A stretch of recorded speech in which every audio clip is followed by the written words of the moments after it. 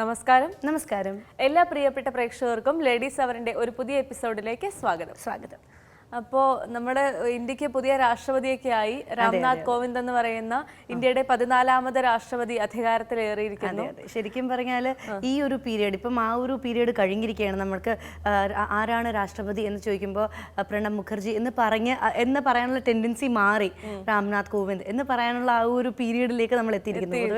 വർഷം തുടങ്ങുമ്പോഴൊക്കെ 2016 വെട്ടി 2017 എന്ന് എഴുതുന്ന ഒരു ടെൻഡൻസി ഒക്കെ നമുക്കുണ്ടല്ലോ. ഈവൻ മാസത്തിൽ പോലും അങ്ങനെയുള്ള കൺഫ്യൂഷൻ വരും. ജൂൺ ജൂലൈ എന്നൊക്കെ പറയുമ്പോഴത്തേക്കും പെട്ടെന്ന് വെട്ടി എഴുതുന്ന. അപ്പൊ ആ ഒരു ഗ്രിപ്പിൽ നിന്ന് സ്റ്റെബിലൈസ് ചെയ്യുന്ന ഒരു സമയമായി കഴിഞ്ഞു. രാംനാഥ് കോവിന്ദ് എന്നുള്ള പേര് നമുക്ക് എല്ലാവർക്കും ഭയങ്കര ഒരു സുപരിചിതമായി. ഇത്രയും കാലം ഒരു നോമിനേഷനൊക്കെ വന്ന സമയത്ത് നമ്മൾ അന്ന് സംസാരിച്ചിരുന്നു, ഈ ടോപ്പിക് സംസാരിച്ചിരുന്നു.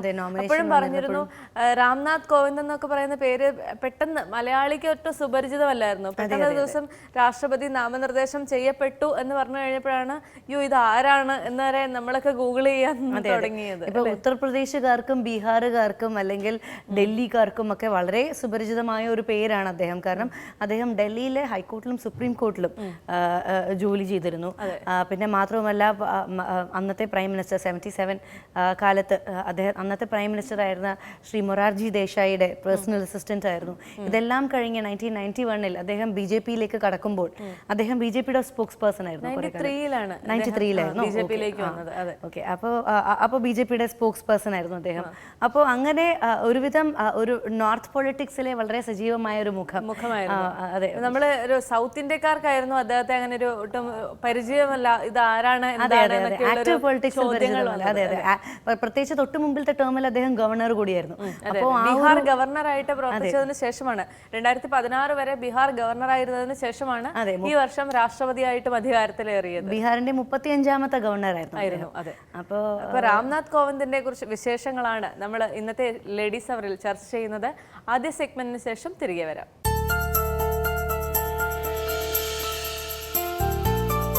നമസ്കാരം, എൻ്റെ പേര് Bindu Satyajith. Polycolours chemicals private limited എന്ന് പറയുന്ന സ്ഥാപനത്തിൻ്റെ മാനേജിംഗ് ഡയറക്ടറാണ് ഞാൻ. 1991 ബിസിനസ്സിലോട്ട് ഇറങ്ങിയ ആളാണ് ഞാൻ. അന്നത്തെ കാലത്ത് പെൺകുട്ടികൾ ബിസിനസ്സിലോട്ട് ഇറങ്ങുന്നത് വളരെ ചുരുക്കമാണ്. അതും എൻ്റെ വീട്ടിൽ ഫസ്റ്റ് ജനറേഷൻ ബിസിനസ് ഞാനായിട്ട് തുടങ്ങി വെച്ച സ്ഥാപനങ്ങളാണിതെല്ലാം. പോളികളേഴ്സ് എന്ന് പറയുന്ന ആദ്യം തുടങ്ങിയത് പോളികളേഴ്സ് എന്ന് പറയുന്ന കമ്പനിയായിരുന്നു. അത് പിഗ്മെൻറ്റ് മാനുഫാക്ചറിങ് യൂണിറ്റ് ആണ്. ഫൈബർ ഗ്ലാസ്സിന് കാണുന്ന കളേഴ്സ്, അതായത് ഹെൽമെറ്റ്, ഫൈബർ ഡോസ്, ബോട്ടുകൾ, അതിൽ കാണുന്ന ബാത്ത് ടബ്, അതിൽ കാണുന്ന കളേഴ്സാണ് ഞാൻ മാനുഫാക്ചർ ചെയ്യാൻ തുടങ്ങിയത്. അത് ഒരു 2002 ഫുൾ സ്വിങ്ങിൽ ഞങ്ങൾ രംഗത്ത് വന്നു. ഇതുവരെയായിട്ട് അത് കൊണ്ട് നടക്കുന്നു. ഇതിൻ്റെ ഇടയിൽ ബിസിനസ്സിൽ കുറേ അപ്സ് ആൻഡ് ഡൗൺസ് ഉണ്ടായിട്ടുണ്ട്, എന്നാലും ഇതുവരെ പിടിച്ചു നിന്നു. അതിനോട് ചേർന്ന് ഒരു 2013-14 കാലഘട്ടങ്ങളിൽ വളരെ ബുദ്ധിമുട്ടോടു കൂടിയായിരുന്നു ബിസിനസ് പോയിരുന്നത്. അപ്പോൾ ഒരു പ്രോഡക്റ്റ് മാത്രം കോൺസെൻട്രേറ്റ് ചെയ്യേണ്ട എന്ന് വെച്ചിട്ട് ഞങ്ങൾ dry clean and laundry unit തുടങ്ങി. പല ഹോട്ടലുകൾക്കും പല B2C കസ്റ്റമേഴ്സിന് നമ്മൾ മുൻനിരയിലുള്ള കസ്റ്റമേഴ്സിന് നമ്മളിപ്പോൾ അത് സർവീസ് ചെയ്ത് കൊടുത്തുകൊണ്ടിരിക്കുന്നു. 2 വർഷമായി ഇപ്പോൾ അത് തുടങ്ങിയിട്ട്, ഫുൾ സ്വിങ്ങി തുടങ്ങിയിട്ട് 2 വർഷമായി. അങ്ങനെ ഇരിക്കുമ്പോഴാണ് കൂടുതലും സ്ത്രീകളാണ് ഞങ്ങളുടെ സ്ഥാപനത്തിൽ വർക്ക് ചെയ്യുന്നത്. എൻ്റെ പ്രൊഡക്ഷൻ ഫുൾ നോക്കുന്നത് സുനിത എന്ന് പറയുന്ന ലേഡിയാണ്. അവർക്ക് ഒരു കണ്ണേ ഉള്ളൂ, പക്ഷേ എൻ്റെ കളർ ഫുൾ മാച്ച് ചെയ്യുന്നത്, ഈ 16 വർഷമായിട്ടും കളർ മാച്ച് ചെയ്യുന്നത് അവരാണ്. കളറിൽ ഒരു വേരിയേഷൻ പോലും ഉണ്ടാവില്ല. ഞങ്ങൾ മാനുവൽ കളർ മാച്ചിങ് ആണ് ചെയ്യുന്നത്. കമ്പ്യൂട്ടറൈസ്ഡ് മാച്ചിങ് ഉണ്ടായിരുന്നു, അതിൽ ഒത്തിരി കളർ വേരിയേഷൻ വന്നതുകൊണ്ട് ഞങ്ങൾ പഴയ രീതിയിലോട്ട് ഓൾഡ് ടെക്നോളജി തന്നെ പോയിട്ട് മാനുവൽ മാച്ചിങ് ആണ് ഞങ്ങൾ ചെയ്യുന്നത്. അതിലാണ് പെർഫെക്ഷനും ഉള്ളത്. അപ്പം ആ കളറ് പോലും അവരുടെ ഒരു കണ്ണുകൊണ്ടാണ് അവർ ചെയ്തുകൊണ്ടിരിക്കുന്നത്. പിന്നെ ഡ്രൈ ക്ലീൻ വന്നപ്പോഴത്തേക്കും അന്യ സംസ്ഥാനക്കാരും ഉണ്ട്, നമ്മുടെ നാട്ടുകാരും ഉണ്ട്. രണ്ടുപേരും തമ്മിൽ അന്തരമുണ്ട്. എന്നാലും നമ്മുടെ നാട്ടിലെ ആൾക്കാരെ കിട്ടാൻ വളരെ ബുദ്ധിമുട്ടായതുകൊണ്ടാണ് നമ്മൾ അന്യ സംസ്ഥാനക്കാരെ നമ്മൾ ഡിപ്പെൻഡ് ചെയ്തുകൊണ്ടിരിക്കുന്നത്. അത് നടന്നുകൊണ്ടിരിക്കുമ്പോഴാണ് 3rd സ്റ്റേജ് ഓഫ് ഡെവലപ്മെൻറ്റ് ആലോചിച്ചത്. ഇപ്പം നമ്മൾ ഒരു സ്റ്റിച്ചിങ് യൂണിറ്റ് ഇട്ടിട്ടുണ്ട്. അതായത് പുറത്തുള്ള കമ്പനികൾക്ക് നമ്മൾ ചെയ്തു കൊടുക്കുക ചെയ്യുന്നത്, അല്ലാതെ നമ്മൾ കൺസ്യൂമറിന് ചെയ്തു കൊടുക്കണമല്ല. ബൾക്കായിട്ട് പുറത്ത് 2-3 കമ്പനികൾക്ക് വേണ്ടിയിട്ട് നമ്മൾ സ്റ്റിച്ച് ചെയ്ത് കൊടുക്കുന്നുണ്ട്. അതിൻ്റെ ഇപ്പോൾ റീസെൻ്റ്ലി സ്റ്റാർട്ട് ചെയ്തിട്ടേ ഉള്ളൂ, ഫുൾ സ്വിങ്ങിലോട്ട് വരുന്നേ ഉള്ളൂ. അതിലിപ്പോൾ നമ്മൾ 10 പേർക്ക് തൊഴിൽ കൊടുത്തിട്ടുണ്ട്. ഇനി അത് 100 മിഷനിലോട്ട് കൊണ്ടുവരാനായിട്ടുള്ള ഒരു ഡൗൺ ദ സ്ട്രീം ഒരു 6 മാസം കൊണ്ട് കൊണ്ടുവരാനായിട്ടാണ് നമ്മൾ ഉദ്ദേശിക്കുന്നത്. ഈ 3 സംരംഭവും തുടങ്ങി വെച്ചത് എന്താണെന്ന് വെച്ചാൽ ഏതെങ്കിലും ഒരെണ്ണത്തിൽ എന്തെങ്കിലും ഒരു ഫാൾ ബാക്ക് ഉണ്ടായാൽ ഒരെണ്ണം എപ്പോഴും നമ്മുടെ കയ്യിൽ ഉണ്ടാവണമല്ലോ എന്ന് വെച്ചിട്ടാണ് തുടങ്ങിയത്. പിന്നെ ഈ കാര്യങ്ങളെല്ലാം നമ്മുടെ ഇങ്ങോട്ട് ഈ ഇത്രയും വർഷത്തെ 28 വർഷത്തെ എക്സ്പീരിയൻസ് കൊണ്ട് ഇങ്ങോട്ട് വന്ന അസൈൻമെൻറ്റ്സ് ആണ് ചെയ്യാൻ വേണ്ടിയിട്ട്. അങ്ങനെയാണ് നമ്മൾ ഇതെല്ലാം എടുത്ത് ഇപ്പം നടത്തിക്കൊണ്ടിരിക്കുന്നത്. പോളി കളേഴ്സ് എന്ന് പറയുന്ന ആരും ചെയ്യാത്ത മേഖലയാണ്. അതായത് ആണുങ്ങൾ ഭരിച്ചിരിക്കുന്ന ഒരു കാറ്റഗറിയാണ് ഞങ്ങളുടെ ഈ കോമ്പോസിറ്റ് ഇൻഡസ്ട്രി എന്ന് പറയുന്ന ഇൻഡസ്ട്രി. അതിൽ കേരളത്തിൽ ഏക സ്ഥാപനമേ ഉള്ളൂ പിഗ്മെൻ്റ് ഉണ്ടാക്കുന്നത്. ബാക്കി ഒരെണ്ണം ബാംഗ്ലൂർ, 2 ബാംഗ്ലൂർ ഉള്ളതാണ്. 3-മത്തത് എൻ്റേതാണ്. എൻ്റെ ഇൻ്റർനാഷണലി വെൽ അക്ലെയിംഡ് ആയിട്ടുള്ള കമ്പനിയാണ് എൻ്റേത്. At par with international brands, UK based കമ്പനിയുടെ US ബേസ്ഡ് കമ്പനിയുടെയും പാറായിട്ട് നമ്മൾ ചെയ്യുന്നത്. എക്സ്പോർട്ടും ചെയ്യുന്നുണ്ട്. എക്സ്പോർട്ടായിരുന്നു ആദ്യം നമ്മൾ കോൺസെൻട്രേറ്റ്, 100% എക്സ്പോർട്ട് യൂണിറ്റ് ആയിരുന്നു.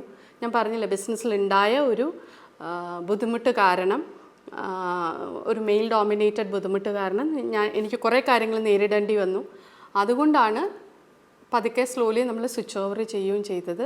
തുടങ്ങുമ്പോൾ വിജയകരമാവുമെന്ന് പ്രതീക്ഷിച്ചില്ല. 2008-2012 വരെ വളരെ നന്നായി നടന്നുകൊണ്ട് പോയിരുന്ന സ്ഥാപനമായിരുന്നു. പെട്ടെന്ന് ഒരു പാർട്ട്ണർ വിഡ്രോ ചെയ്തപ്പോൾ കുറേ പൈസ എനിക്ക് നഷ്ടം വന്നു. അതിൽ നിന്ന് എന്താ പറയുക, ഒരു വല്ലാത്തൊരു വീഴ്ചയായിരുന്നു വന്നത്. അതിൽ നിന്ന് ഓവർകം ചെയ്യാനായിട്ട് ഒത്തിരി കഷ്ടപ്പെട്ടിട്ടുണ്ട്. അതായത് എൻ്റെ മോൻ്റെ 1 വർഷത്തെ വിദ്യാഭ്യാസം നിന്നുപോയി, ആത്മഹത്യയുടെ ശ്രമം വരെ നടത്തി. അങ്ങനെയാണ് തിരിച്ച്, പക്ഷെ മോനായിരുന്നു എൻ്റെ ബലം. കാരണം എന്നെ കൗൺസിലിങ്ങിന് കൊണ്ടുപോയി തിരിച്ച് ഫാക്ടറി കൊണ്ടുവന്ന് രണ്ടാമത് ഇത് കൊണ്ടുവരാനായിട്ടുള്ള ഒരു ഏക ബലം മോനായിരുന്നു. കാരണം അവന് ഭയങ്കര നിർബന്ധമായിരുന്നു ഞാൻ തിരിച്ച് ബിസിനസ്സിൽ വരണമെന്ന്. അവൻ്റെ നിർബന്ധം കൊണ്ടാണ് ഇപ്പം ഈ സ്ഥാപനം ഇവിടെ ഇത്രയും 3 മേഖലയായിട്ട് ഇവിടെ നടന്നുകൊണ്ട് പോകുന്നത്. തൊഴിലാളികളുടെ സപ്പോർട്ടുകൾ എനിക്ക് ഇന്നേ വരെ ബുദ്ധിമുട്ടുണ്ടായിട്ടില്ല. പക്ഷേ അന്യ സംസ്ഥാനക്കാർ വരുമ്പോഴത്തേക്ക് എനിക്ക് പല ബുദ്ധിമുട്ടുകളും ഫേസ് ചെയ്തിട്ടുണ്ട്. ഈ അടുത്തിടെ തന്നെ ഒരു ദിവസം സാലറി വാങ്ങിച്ചു പോയി പിറ്റേ ദിവസം നോക്കുമ്പം ഒറ്റ മനുഷ്യരില്ല ഇവിടെ. പിന്നെ ഞങ്ങളുടെ അല്ലാത്ത മാനേജ്മെൻറ്റ് സ്റ്റാഫും ഞങ്ങൾ തന്നെ നിന്നും 4 ദിവസം ഞങ്ങൾക്ക് ഈ സർവീസ് കണ്ടിന്യൂ, കാരണം ഞങ്ങൾ 24 hours സർവീസാണ് ഞങ്ങളുടെ ഡ്രൈ ക്ലീനിങ് യൂണിറ്റ്. അപ്പോൾ ഞങ്ങൾ തന്നെ തേച്ചു, ഞങ്ങൾ തന്നെ നനച്ചു.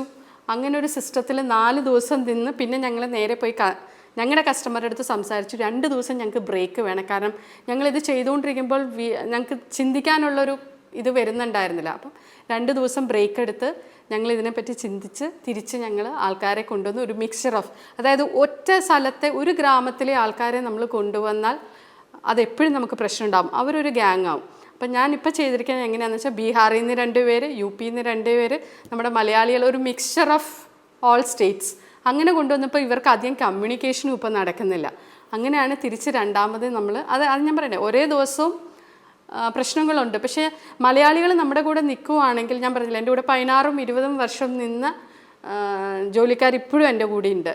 അവർ നിന്നാൽ നമുക്ക് അസറ്റാണ്. പക്ഷെ മറ്റവരെ നമുക്ക് അങ്ങനെ പറയാൻ പറ്റില്ല. കാരണം ഒരു വെയർ അബൌട്ട്സ് ഉണ്ടാവില്ല, എപ്പോഴാണ് പോണേന്ന് പറയാൻ പറ്റില്ല. അതിനൊരു സൊല്യൂഷൻ സർക്കാർ തന്നെ കണ്ടെത്തേണ്ടതാണ്. എനിക്ക് തോന്നുന്നു ഇപ്പോൾ തുടങ്ങിയിട്ടുണ്ട് അതിനുള്ള രജിസ്ട്രേഷൻസും കാര്യങ്ങളും. പുതിയ എറണാകുളം ഡിസ്ട്രിക്റ്റിൽ അത് അഡോപ്റ്റ് ചെയ്തിട്ടുണ്ട്. ഫ്യൂച്ചർ പ്ലാൻസ് പോളി കളേഴ്സ് ഇപ്പം ഞങ്ങൾ PU പെയിൻറ്റ്സിലോട്ടും ഡൈവേർട്ട് ചെയ്യുവാണ്. PU പെയിൻറ്റ്സ്, അതായത് പൾട്രൂഷൻ പെയിൻറ്റ്സ്, മെറൈൻ പെയിൻറ്റ്സ്, അതിൻ്റെ ഓൾമോസ്റ്റ് എഗ്രിമെൻറ്റ്സ് എല്ലാം കഴിഞ്ഞു. അത് ഞങ്ങൾ ചിങ്ങ 1 അത് ഞങ്ങൾ മാർക്കറ്റിൽ കൊണ്ടുവരുവാണ്.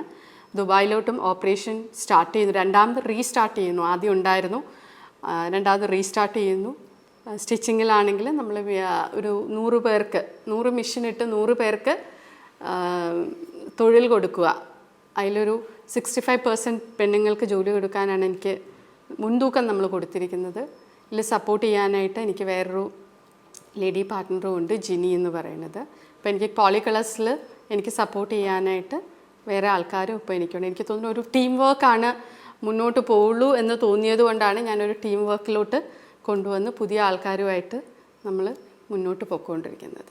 സ്ത്രീകളുടെ അടുത്ത് ഞാൻ പ്രത്യേകമായിട്ടൊരു കാര്യം പറയണു. നമ്മൾക്ക് ബാങ്കിൽ നിന്ന് ഇഷ്യൂ ഉണ്ടാവും, ലോക്കൽ ഇഷ്യൂസ് ഉണ്ടാവും, ലോക്കൽ ബോഡീസ് ഇഷ്യൂസ് ഉണ്ടാവും. മാനുഫാക്ചറിങ് സെക്ടർ അധികം തിരഞ്ഞെടുക്കാതിരിക്കുന്നതാണ് ഏറ്റവും നല്ലത്. അല്ലാതെ അതായത് എന്നെപ്പോലെ കെമിക്കൽ ഇൻഡസ്ട്രി ഒരിക്കലും എടുക്കരുത്. കാരണം എനിക്കൊക്കെ ഇനി അതിൽ നിന്ന് പോലെ നടക്കുള്ളൂ. അപ്പോൾ അതുകൊണ്ട് ആ ഒരു മേഖല തിരഞ്ഞെടുക്കുന്ന വളരെ സൂക്ഷിച്ചു വേണം. ഏറ്റവും നല്ല സെക്ടർ ക്ലോത്തിങ്, ഫുഡാണ് ഏറ്റവും നല്ലത്. കാരണം യു ഗെറ്റ് നല്ല മാർജിനുള്ളൊരു സെക്ടറാണ്. വെറൈറ്റി ഓഫ് ഐറ്റംസ് മൂവ് ചെയ്യുന്ന ഒരു സെക്ടറാണ്. വരും തലമുറകളോട് ഞാൻ പറയുന്നത് ചെറിയ ചെറിയ SME യൂണിറ്റ്സ് സ്റ്റാർട്ട് ചെയ്യാൻ ഇഷ്ടംപോലെ മേഖലകളുണ്ട്. Electronic parts, very good sector. IT parts, very good sector. Food and beverages, അങ്ങനെയുള്ള മേഖലകൾ തിരഞ്ഞെടുത്താൽ ഇഷ്ടംപോലെ അവസരങ്ങൾ ഇപ്പം സെൻട്രൽ ഗവൺമെൻറ്റും കൊടുക്കുന്നുണ്ട്. അല്ലാതെ പ്രൈവറ്റായിട്ടും ഫണ്ടിങ് കിട്ടുന്നുണ്ട്. Small യൂണിറ്റ്സിന് even